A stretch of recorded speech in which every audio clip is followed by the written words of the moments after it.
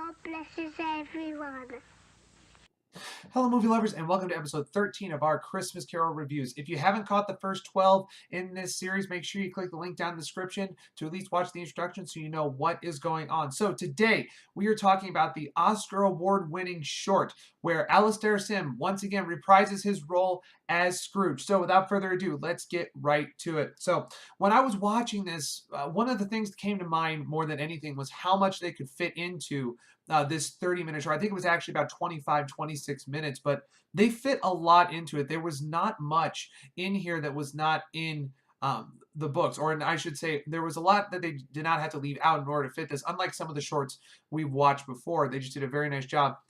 But because of that, a lot of the dialogue was very abrupt, and I thought at times much of the dialogue really I, it lacked emotion. I didn't really get a lot of what I was hoping for from all of it, but overall, I think it was pretty good. So let's start right there with Scrooge. Like I said, Alastair Sim reprises his role. He previously did one. We talked about it before. So far, it's our current winner. So let's get right to that. First off, true to the book, 3 out of 5. Like I said, they had to take a little bit out, but really covered most of it. 3 out of 5 on that one.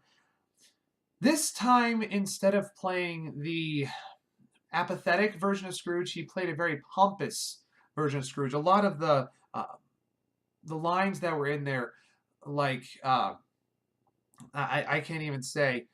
A lot of the ones he did with Fred and the charity people, he said, "But I bet you're about to say this, so I'm going to say this immediately." It's like he wanted to do the whole thing as a monologue in the first scene with all this. Didn't really let the conversation happen, which was not bad, but didn't really do much. I thought it could have been done both ways. So 7 out of 10 on that one. Once again, he played good very well. It just lacked emotion. So I didn't really get the good part of Scrooge. So 3 out of 5 on that. And the transformation, it being short, this is the one thing that it did lack with it being short. And that's a 4 out of 10 on the transformation because they just had to take a lot of that. Now, Marley.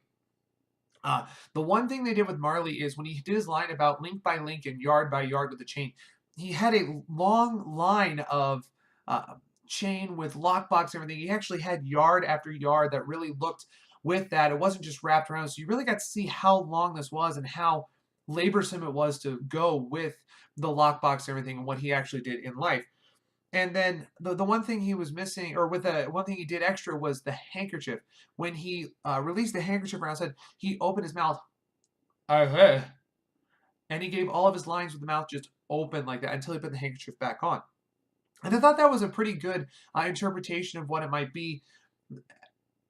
And with it being a specter or a ghost, there's really no reason he can't talk with his mouth stuck in this position.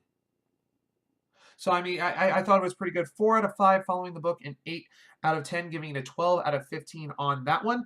Ghost of Christmas Past. The look was absolutely perfect. It was a bright light, had the fire over it, carried around the cone in its arm. Everything just followed the look very, very well.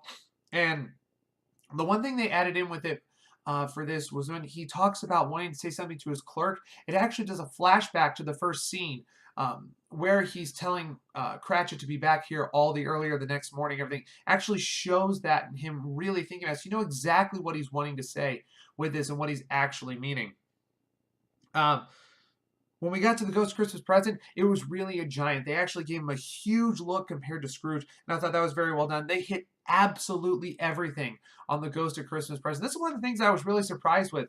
Like I said, it being a short, and I mean, they were short here, there. It was only like, oh, we're here, now we're here, now we're here. I mean, it was really quick, but they hit everything. They hit the Cratchits, they hit Fred's party, they hit the miners, they hit the sailors, they hit the lighthouse, they hit the torch everywhere. I mean, they hit absolutely everything. So obviously, we have to give it a 5 out of 5 for being true to the book. And the interpretation itself, 8 out of 10 on that one. So a 13 out of 15 for the Ghost of Christmas Present. Now, the Ghost of Christmas Yet to Come. It was very well done. They hit absolutely everything once again. They cut a couple lines here or there, but they had every single scene. For example, Old Joe just had one person delivering stuff, didn't really have everything, just that one person. So it did cut a few individual things within it, but overall it had everything.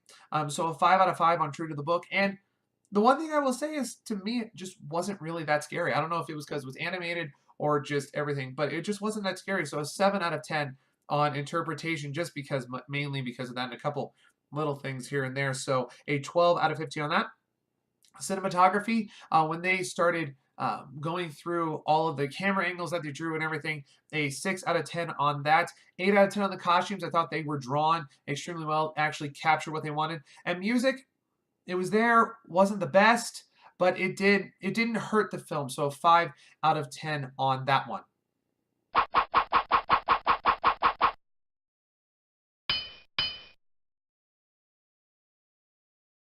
Okay, like I said, guys, this was an Oscar-winning short back when it came out in 1971. And if you actually do watch the one, you will see how it does deserve that Oscar as it was. So make sure to stay tuned for episode 14 on this. Thanks for watching, guys. Please be sure to like, comment, subscribe if you like what you're seeing. God bless all of you, and that's a wrap.